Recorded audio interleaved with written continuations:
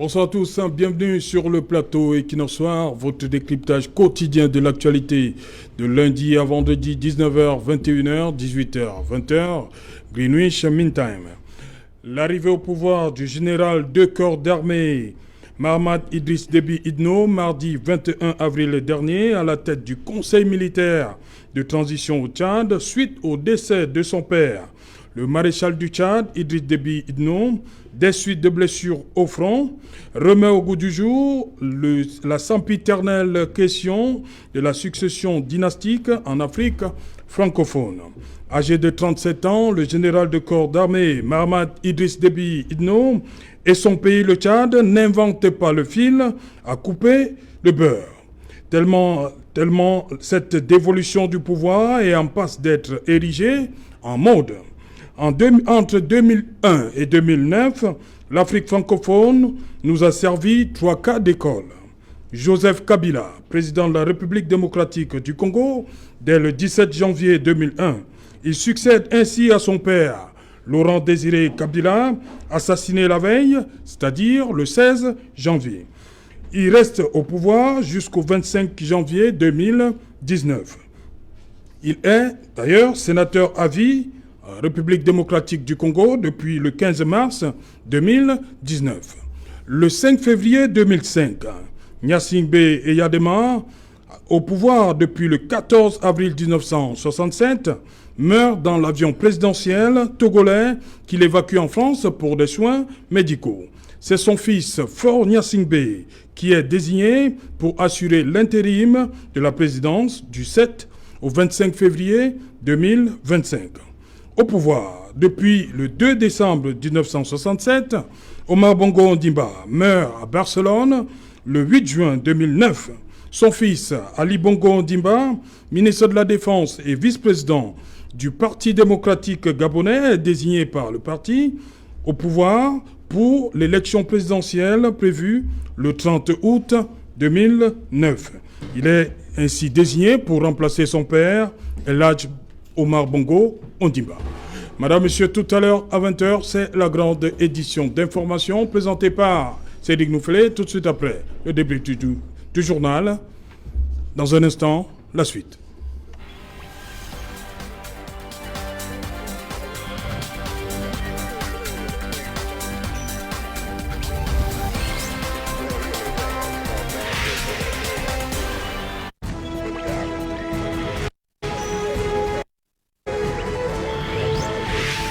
Succession dynastique au pouvoir en Afrique, faut-il s'en inquiéter? Pour tenter de répondre à cette question, nous avons invité un plateau ce soir. Linus Foga, bonsoir. Mon très cher frère Serge Alain, bonsoir. Mes interminables salutations à tous les téléspectateurs d'Equinox. Je voudrais saluer ici mes copanélistes. Et j'insiste à dire que la télévision Equinox, au-delà d'un média, est devenue aujourd'hui pratiquement une institution. Et c'est par le travail stratosphérique des journalistes, par le travail stratosphérique des techniciens que je voudrais saluer ce soir. Permettez-moi également, Serge Alain, de saluer ici le maire de la commune de Tcham. Et c'est un monsieur qui, depuis son arrivée à la commune de Tcham, fait un travail assez remarquable. Et nous devons, en tant qu'acteurs critiques de la société civile, savoir aussi reconnaître quand c'est bien fait. Donc je voudrais ici tirer un coup de chapeau à M. Jackie Kemler pour cet immense travail qu'il a bas de ce côté-là. Bonsoir Raphaël Edougou. Bonsoir Serge Alain autour, bonsoir aux companélistes, bonsoir aux équipes techniques. C'est toujours un plaisir pour moi de répondre présent. Lorsque vous me convoquez de chausser les godasses dans la Champions League, les débats télévisés non seulement dans la sous-région, mais ce n'est pas le monde. Je vous assure que c'est un honneur, c'est un plaisir d'être là, même si beaucoup pensent que nous n'avons pas nos places ici, nous autres, que malheureusement non, non et non, parce que nous avons à notre manière la possibilité d'apporter la pierre à l'édifice Cameroun. Et le président Biya de dire, vous n'avez plus besoin d'aller au maquis pour exprimer vos opinions. Je suis certes membre du RDPC, dans la sous-section RDPC d'Acier. Et là, je parle ici comme un citoyen camerounais, étant militant du RDPC. Si vous le voulez bien, puisque ces gens-là sont pour nous, c'est eux qui nous gardent. Je voulais dire bonsoir au général de brigade, Cavalaire, qui est le commandant de la 5e région militaire interarmée de Bamenda. Et je veux dire également bonsoir aux soldats de 2e classe à Sigaranda. Merci de m'avoir invité. Il pense au général, il pense aux soldats. Oui, il faut penser à tout le monde. Parce que justement, le général ne peut pas être ce bon général s'il n'a pas les soldats. C'est exactement la même chose. À l'introduction, quand je parlais de mon parti, je voulais dire que chacun de nous peut apporter à sa manière et à son niveau de l'eau dans ce moulin pour que le Cameroun prospère, pour que le Cameroun avance. Il n'est pas question de penser que certains sont plus intelligents, voire alors ont la science infuse, ou bien c'est eux qui peuvent construire le Cameroun sans nous autres. Une main ne peut pas grimper un arbre, c'est ensemble que nous serons plus forts. Raphaël, je refuse de vous relancer. Hein. Vous savez que on comprend qui vous faites allusion. Je refuse de vous relancer. Bonsoir de mon côté. Bonsoir Serge Alain, bonsoir à tous les copanélistes, bonsoir à tous les téléspectateurs. Permettez-moi de dire bonsoir singulièrement à une inconditionnelle de votre émission, Madame Fankam, du côté de Bonamoussadi. Une inconditionnelle? Ouais, parce que... les femmes s'intéressent déjà à la chose... Ah non, ça, je crois que quand elle rate une émission d'Equinox Soir, elle attrape la fièvre tout de suite. Et donc, voilà, j'ai tenu particulièrement à lui adresser un bonsoir aujourd'hui. Madame Fankam, sentez vous saluer. Voilà. Docteur Luzin Somba, bonsoir. Bonsoir Saint-Jean Tout, bonsoir à tous vos nombreux téléspectateurs. Permettez-moi de saluer si en Hongrie les autres copanélistes ici présents avec lesquels nous allons éclairer la lanterne des téléspectateurs sur un sujet majeur, essentiel, qui touche le pouvoir. Permettez-moi également de saluer mes fan clubs. Je vais toujours avoir la possibilité de le faire ici. Monsieur Tanque François du côté de Tamtam Weekend à Yaoundé, qui m'a reçu avec tambour et trompette, et il me promet de mettre le fan club Dr Luzin Somba qui nous soit d'ici la semaine prochaine. Donc je salue également Madame le maire de la ville de Bafia, qui a entré Madame Zintiem Marthe, qui fait un travail assez remarquable. J'espère que d'ici peu, notre ville de Bafia sera, surtout là, Lomba Minoubou, sera une ville de référence. Voilà, docteur Luison, je reste avec vous. J'ai pris, après le cas du général du corps d'armée Mahamat Idriss Déby Itno, j'ai pris 3 autres cas de fils de président qui remplacent leur père. Cette succession dynastique à la tête des États. Est-ce que le cas Kabila, le cas Faure Gnassingbé, le cas Ali Bongo Ondimba, est-ce qu'ils peuvent tous être logés à la même enseigne? Ce genre-là autour, la question que vous posez nous plonge au cœur du constitutionnalisme africain, c'est-à-dire du mouvement que suit notre constitution. Vous savez, la constitution du temps, c'est la norme fondamentale de l'État. C'est au sein de cette constitution qu'on trouve toutes les solutions s'agissant de l'exercice, de la transmission et bien entendu de la passation du pouvoir. Vous vous rendez donc compte que la question que vous posez nous situe donc là, c'est-à-dire sur l'autorité de la norme constitutionnelle. Parce que c'est au sein de la Constitution qu'on retrouve donc tous ces mécanismes pacifiques qui permettent d'accéder au pouvoir selon la volonté du peuple souverain. Alors, vous voyez aujourd'hui, je voudrais repartir dans les années 1980. Vous savez que la succession aujourd'hui au sein des États peut se dérouler par 2 mécanismes qui ont eu véritablement cours en Afrique. Le premier mécanisme, c'est la succession dynastique, c'est-à-dire que, un peu comme je dirais, un chef de l'État, par un élan testamentaire, laisse son fils à la tête d'un État et non de la famille. Et maintenant, le phénomène que nous avons eu le plus courant, c'est la succession par voie de cooptation.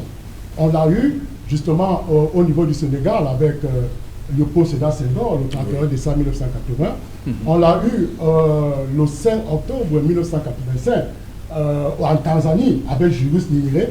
Et bien évidemment, on l'a eu le 2 novembre, le 4 novembre 1982 au Cameroun entre Ahidjo et Paul Biya. Parce que le chef, c'est-à-dire que le président en fonction, procède donc au choix de son successeur. C'est ce que j'appelle dans la voie de la cooptation. Alors, Le dauphin, on peut aussi dire. bon, oui, le dauphin constitutionnel. Oui. Alors, ce qu'on observe aujourd'hui, c'est que les présidents en poste ont donc cette manière de trouver donc des stratégies sous la complicité de la Constitution, de pouvoir mettre en place leur fils. Et quand on parle de succession dynastique, ça peut se faire du père au fils, de manière stricte, mais comme ça peut se faire de l'oncle au cousin ou de l'oncle au neveu, parce qu'on l'a aussi vu dans certains cas. Ouais. Alors, aujourd'hui, la question qui se pose, qui est d'ailleurs fondamentale, vous savez, ces successions dynastiques ont un problème qui naît. C'est que, à travers là, on tue trois choses. On tue la démocratie, parce que une succession dynastique ne peut défier que toute exigence et toute logique démocratique. On tue l'élection, parce qu'en fait, l'élection n'a plus de sens si on peut procéder à la tête de l'État par une succession dynastique. Et enfin, on tue la culture démocratique. Ça mène les gens à ne plus aimer la démocratie. Parce que pour le cas du Gabon et le cas du Togo, il y a eu élection. Après, oui, mais bien entendu, et c'est là qu'il faut relativiser. C'est là qu'il faut relativiser pour indiquer que si l'office est démocratiquement choisi par le peuple, là, la succession est normale. On ne pourrait pas parler d'une succession dynastique. Parce que l'élection, c'est la source des désignations souveraines des dirigeants d'un État. Alors si cela est fait par la voie élective, à mon sens, ça respecte les exigences démocratiques et républicaines, là, il n'y a pas de problème. Mais si c'est hors de ça, et vous voyez aujourd'hui qu'à partir de cela, il y a une résurgence depuis 2000 d'un phénomène qu'on croyait disparaître, qui est la résurgence des coups d'État. Parce que le verrouillage démocratique amène les uns et les autres à comprendre que si on ne peut plus choisir les hommes par la voie des élections et compter sur la voie des successions dynastiques, alors là, on tue le peuple, on tue la démocratie. Edmond Kouyaté, coup d'État au Togo, en 2005, on a parlé de coup d'État institutionnel, constitutionnel, si vous voulez. Mais il y a aussi les coups d'État militaires pour amener les fils au sommet de l'État. Disons qu'après la brillante et non moins éloquente analyse du docteur Essomba, à qui j'ai dit encore bonsoir d'ailleurs, ça fait quelque temps qu'on ne s'est pas vu, il faudrait faire une analyse d'abord de principe. C'est-à-dire que sur le plan principiel, il n'y a aucune loi, aucun règlement qui interdit à un fils de chef d'État, n'est-ce pas, d'être, n'est-ce pas, d'aspirer à accéder à la magistrature suprême. Ça, c'est sur le plan du principe. Mais maintenant, notre problème, le problème qui se pose ici, et je crois que c'est là le fond de la thématique de ce soir, c'est est-ce que leur accession au pouvoir respecte la Constitution? Est-ce que cela se fait de manière constitutionnelle? Donc, la substance de la thématique, c'est la constitutionnalité de la chose.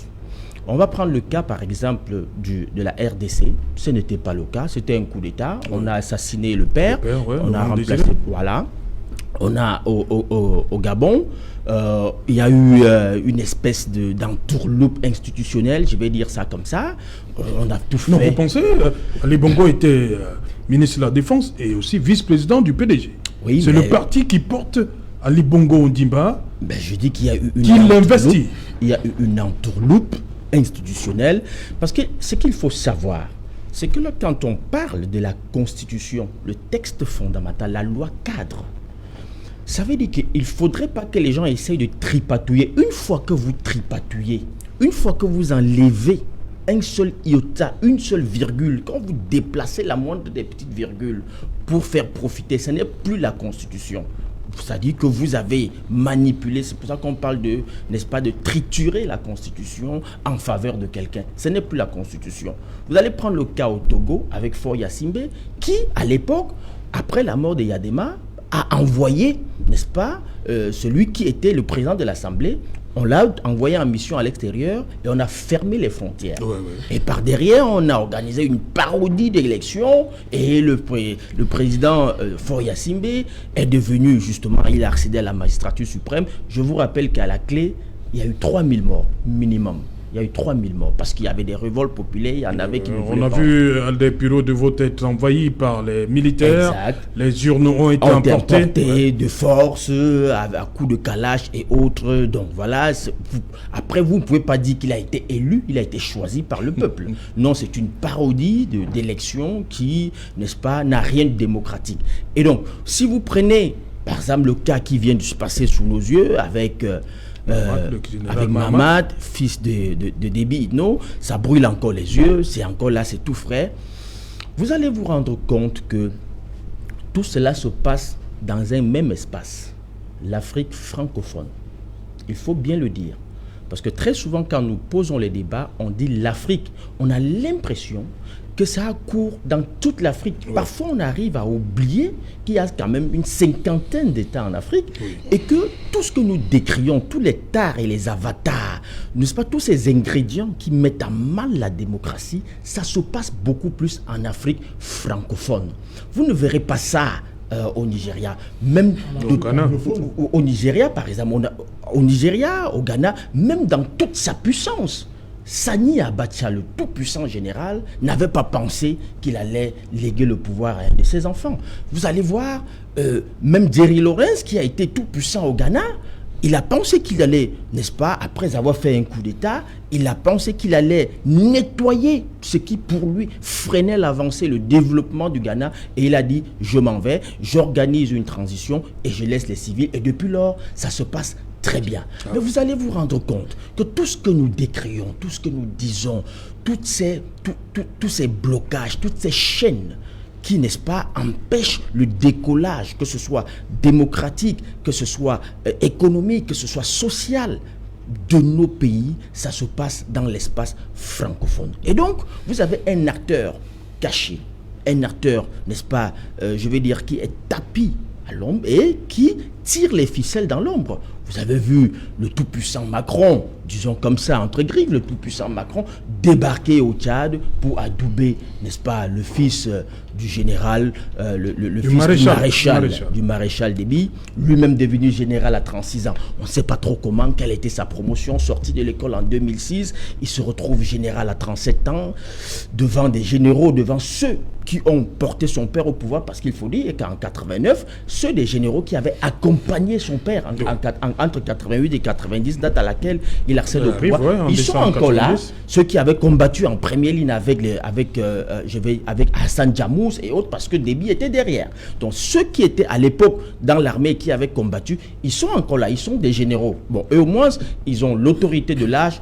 Pourquoi on n'a pas choisi par exemple parmi ceux-là? Et donc vous devez comprendre que en toile de fond, il y a quelque chose qui s'implémente, c'est ce que nous appelons la France-Afrique. C'est-à-dire on veut se rassurer qu'on a des hommes qui obéissent, qui vont, n'est-ce pas, pérenniser un système. C'est le système, ce que nous décrions tous, qui tue notre continent, c'est la France-Afrique. Okay. Je le dis encore, sur le plan du principe, ils ont le droit, si jamais un de ses fils, on l'a vu aux États-Unis, et un Bush-fils a succédé à un Bush-père. Mais la condition, ce que nous disons, si un enfant, futur fils de chef d'État, peut s'affranchir du cocon familial, porter un projet de société sur la base d'un programme bien ficelé, bien élaboré, qu'il vend à une société, si la population souscrit et les lit démocratiquement, ça ne pose sur le principe mais alors aucun problème. En SCA, il y avait plein de fils d'anciens chefs d'État qui étaient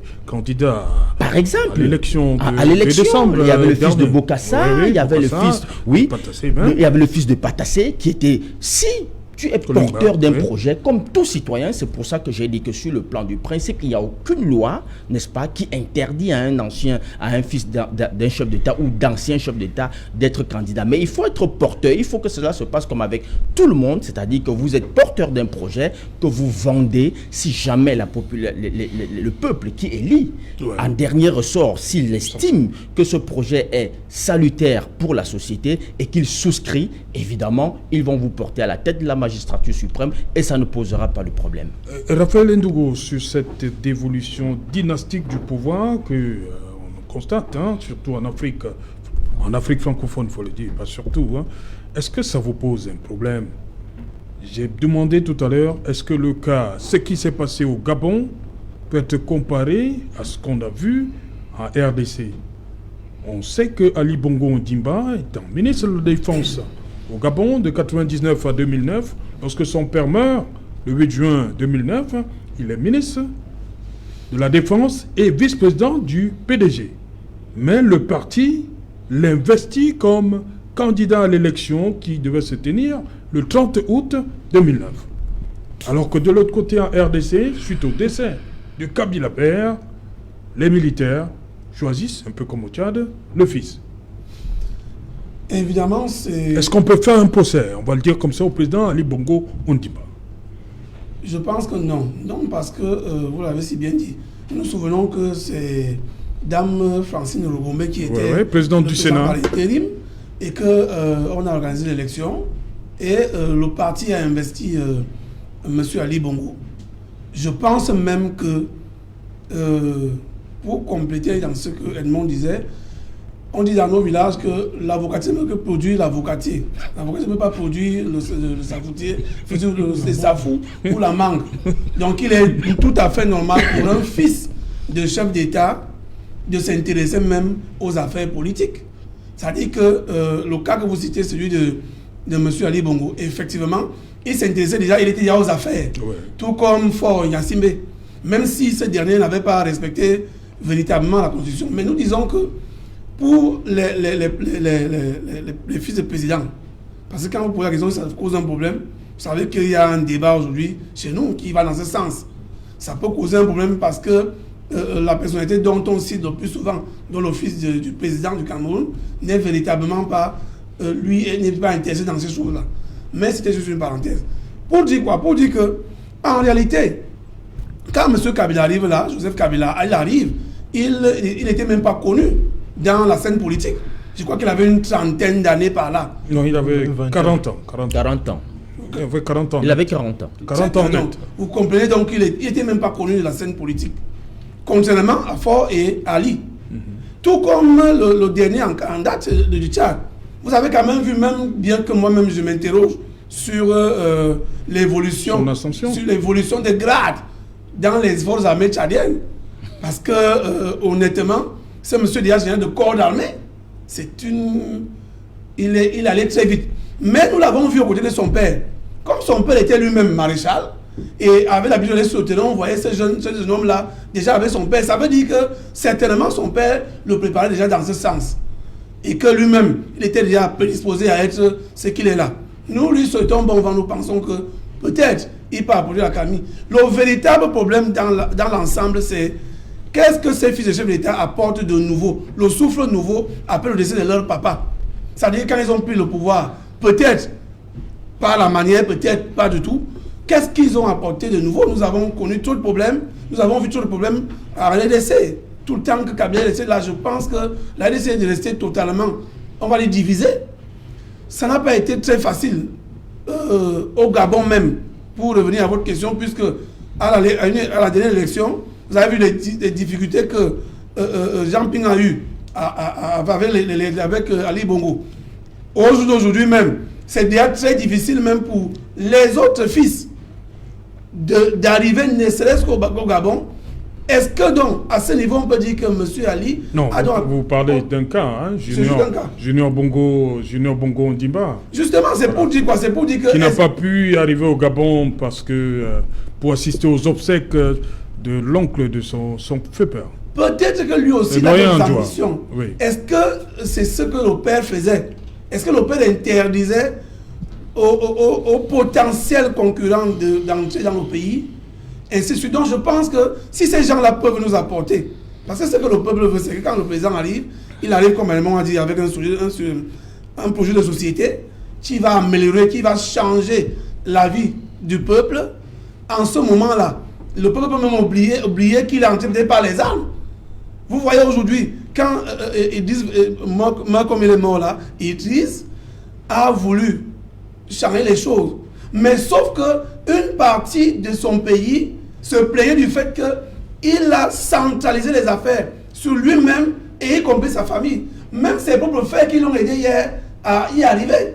Donc, Est-ce que ces successeurs-là, des pères, peuvent nous apporter un plus? C'est là où moi je m'interroge. Est-ce que ces gens-là, nous pouvons donc citer les exemples que ici, tel a apporté un plus pour le pays, donc ça veut dire que ça ne dérange personne que le fils du chef d'État soit candidat ou bien arrive au pouvoir. Et Edmond le disait tout à l'heure justement, il y a ce problème de l'Afrique francophone. De l'Afrique francophone parce qu'en ce moment, on peut donc se dire, est-ce que cette France-Afrique-là, c'est pour continuer à avoir la même mise, à avoir l'œil sur la richesse de nos pays, en mettant la personne qui est facilement contrôlable?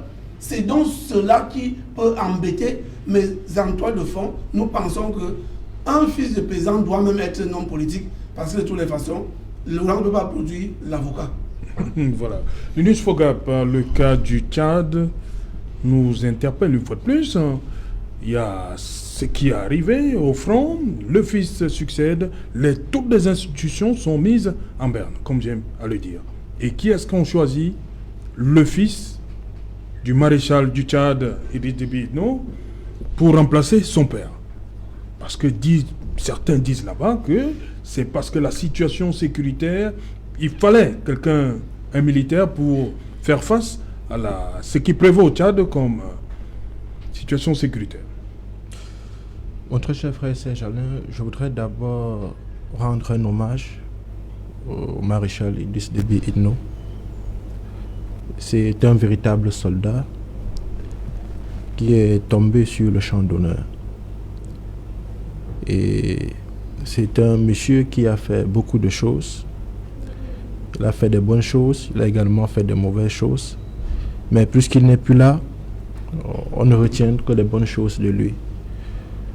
Je voudrais ici convoquer l'histoire pour retenir l'appui. On ne peut plus important que le maréchal du Tchad nous a apporté à un moment donné où on était sérieusement menacé en ce qu'on a appelé la crise du Boko Haram. Il a fait pour le Cameroun, il a fait pour le Mali, il a fait pour le Niger et ainsi de suite.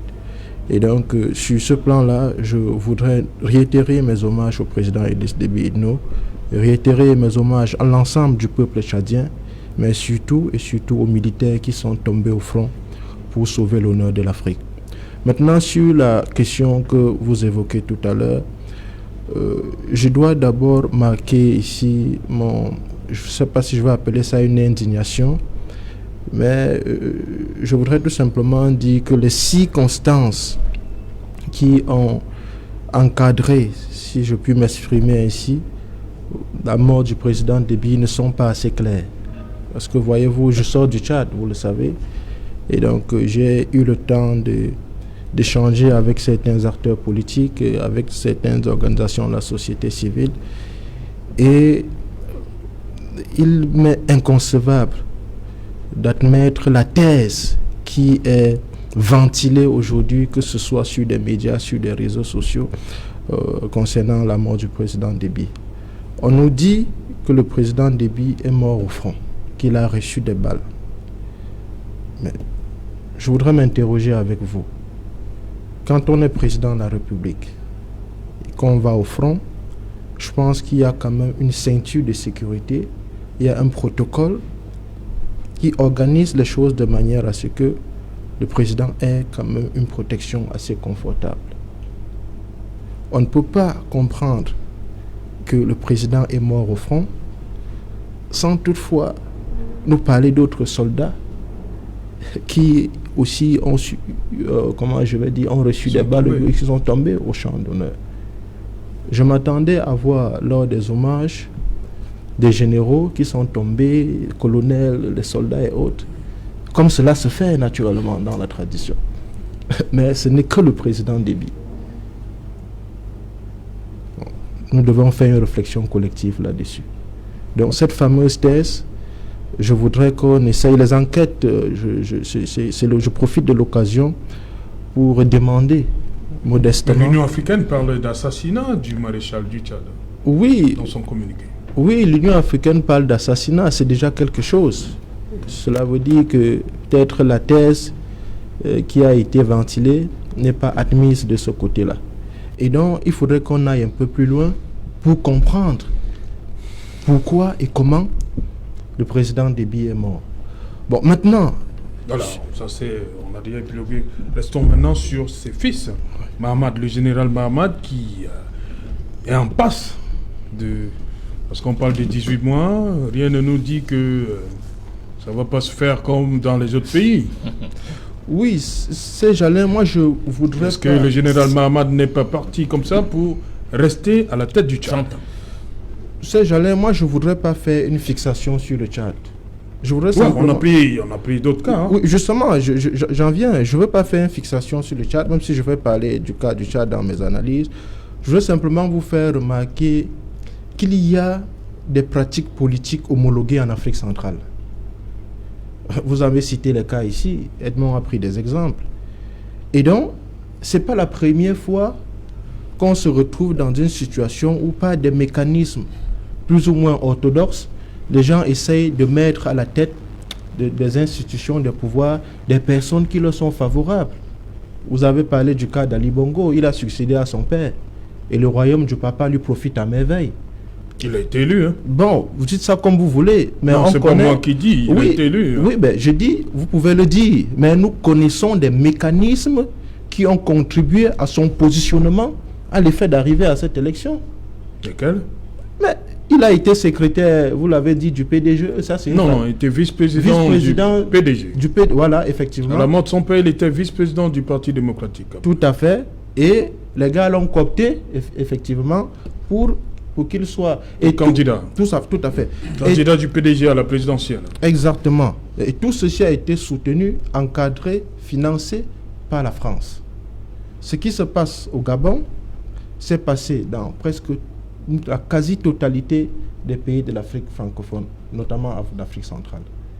Et donc, quand nous regardons ça, nous nous disons que s'il faut faire une analyse de fond, nous ne devons pas dissocier les effets à la cause. Il faudrait qu'on s'interroge parce que vous voyez, quand on en vient à voir des choses qui se répètent de manière cyclique, il faudrait vraiment qu'on s'arrête pour disséquer sur les fondements de ces choses-là. Et donc, comme je le disais, ce sont des pratiques qui sont homologuées en Afrique centrale.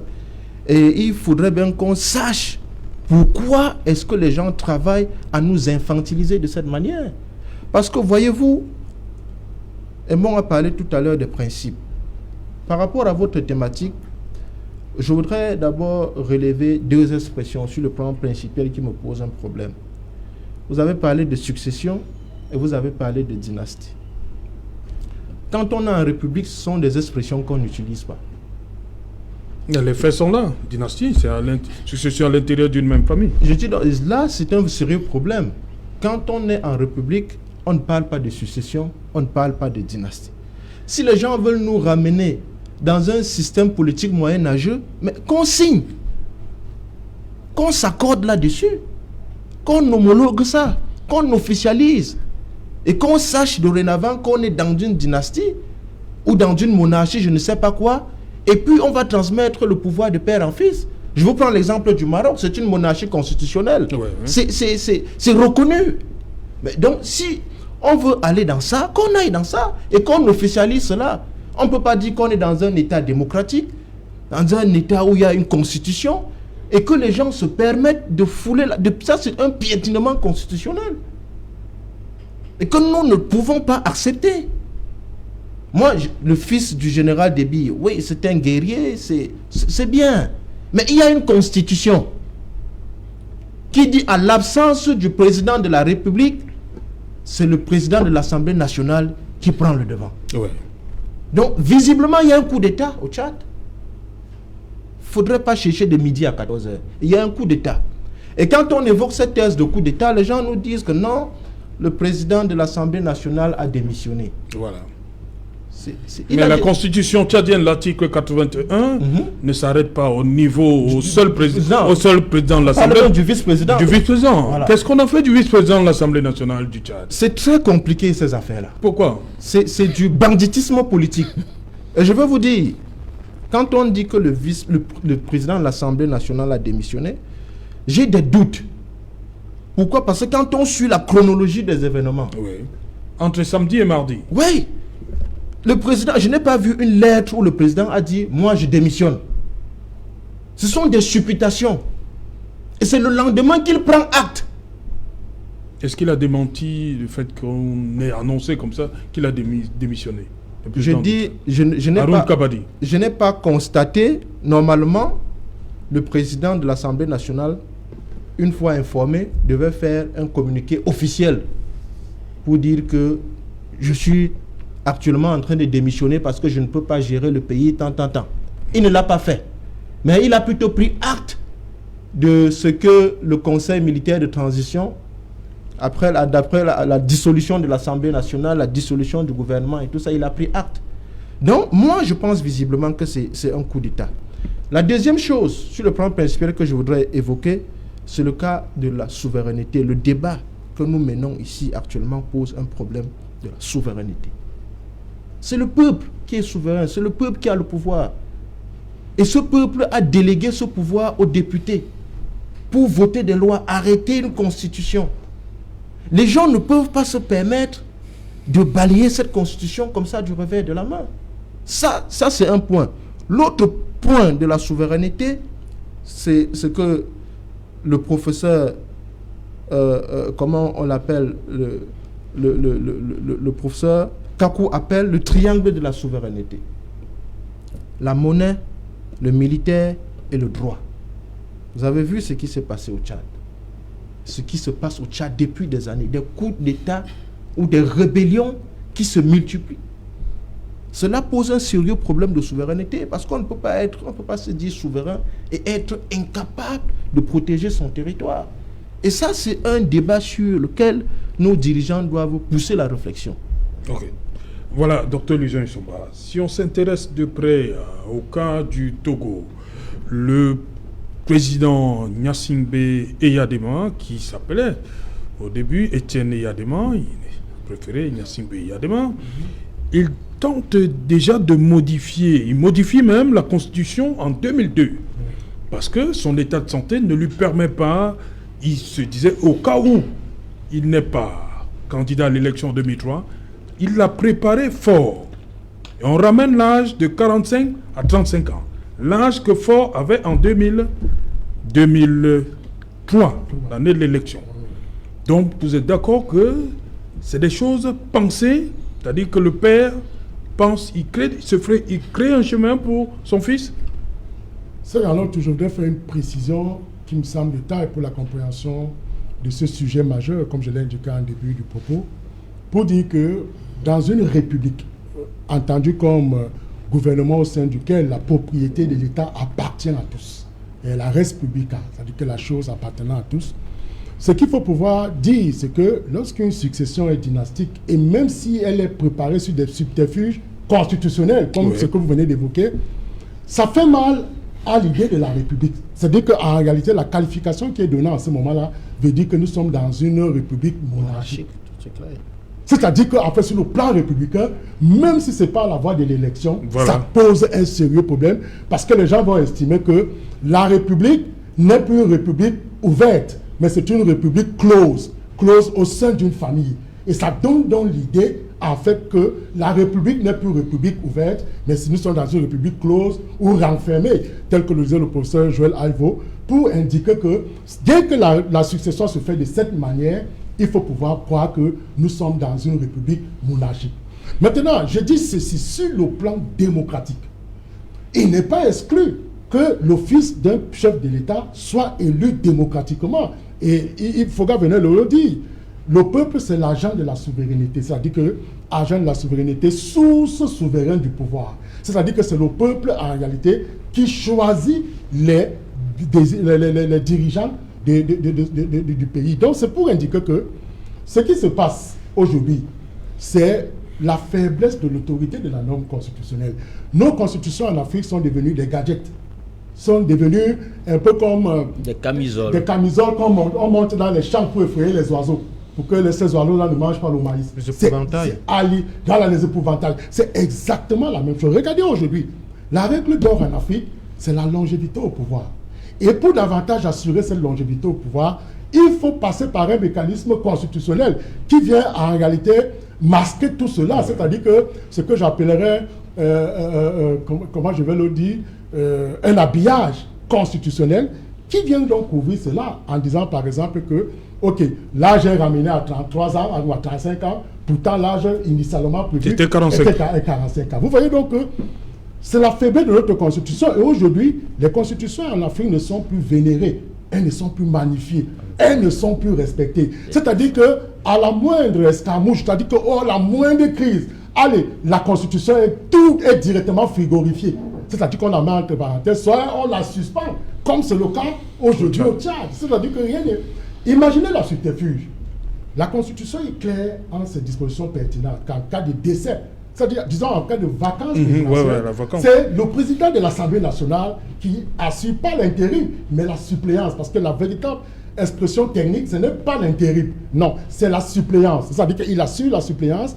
Maintenant, la Constitution encadre sa suppléance en lui disant, tu ne peux pas modifier le gouvernement, tu ne peux pas modifier la Constitution. Et tu dois organiser les élections. Tu dois organiser maintenant. Il a une obligation. Voilà, il a une obligation constitutionnelle qui dit, tu dois donc organiser, un peu comme au Cameroun, dans les 60 ou 120 jours, et tu organises les élections. Au Tchad, c'est 45-90 jours. Sans te porter candidat. Et vous voyez donc que, à la suite du déni de fonction, parce que là, le président de l'Assemblée nationale fait un déni de fonction. Il doit occuper le poste, il dit non, il ne peut pas. Pourtant, rien ne lui exclut de prendre le poste et de prendre des mesures exceptionnelles, ce qu'on appelle la légalité d'exception. C'est-à-dire qu'il peut décréter un état d'urgence ou décréter un état d'exception s'il estime que la situation sécuritaire a véritablement pris un coup. Et quand on regarde... Docteur Luson, le problème se pose. J'ai posé la question tout à l'heure. Oui, si le président de l'Assemblée au Tchad, pour le cas du Tchad, il dit qu'il ne peut pas, il est dans l'incapacité.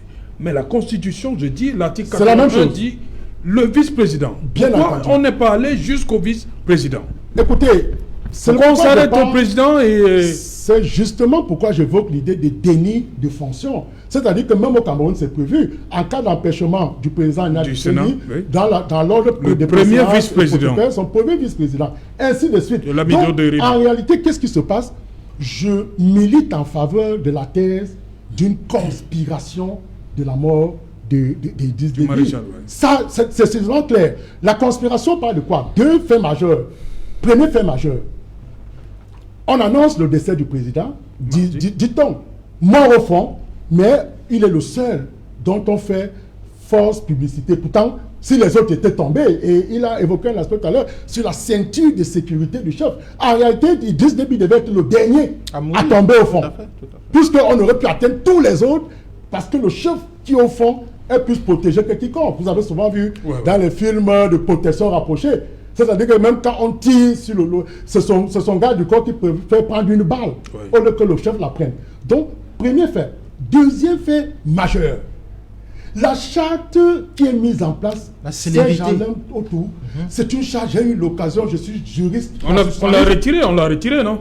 Oui, mais on l'a retiré, mais c'est elle qui continue de rester de vigueur. Puisque, en cherchant à la retirer, il y a eu opposition. Vous savez bien qu'il y a eu opposition par rapport au retrait de cette charte. L'Union africaine a demandé le respect de la Constitution.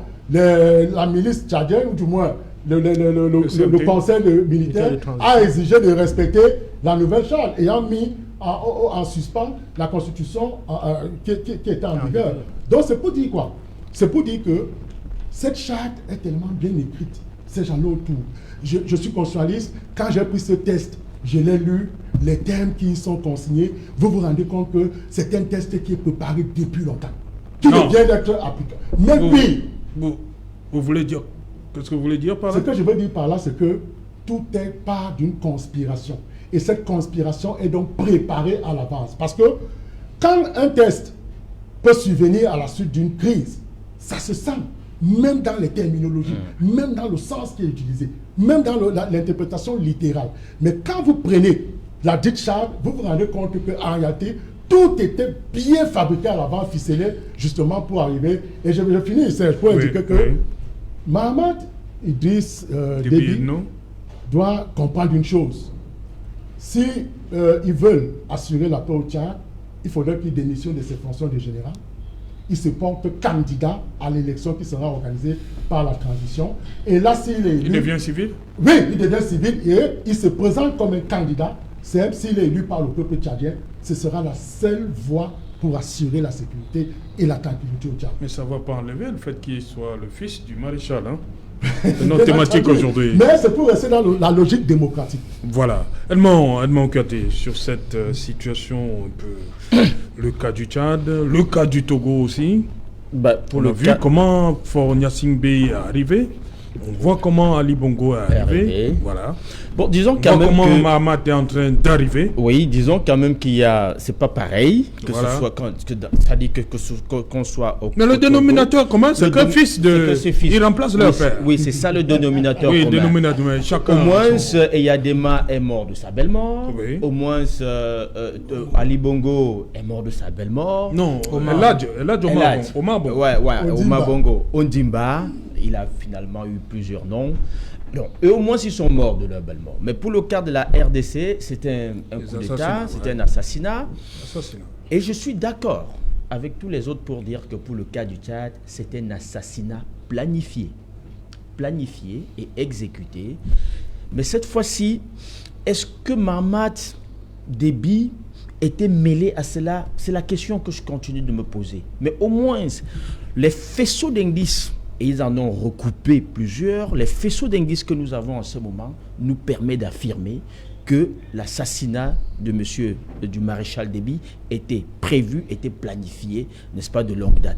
Si on doit encore continuer, par exemple, à recouper, si vous voyez sa dernière campagne qu'il a faite au stade, il a signé son arrêt de mort.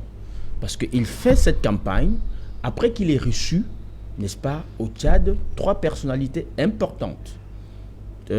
Jean-Yves Le Drian, Madame Parly, ministre de la Défense, et Jean Castex, Premier ministre. Tous sont venus lui demander le renouvellement et le renforcement, n'est-ce pas, des bases militaires, des accords, n'est-ce pas, qui permettent à la France d'installer ses bases. Permettez, d'accord. On revient après le journal, madame, monsieur. Dans un instant, le 20h de Cédric Mouffelé, mais avant cela, la pub.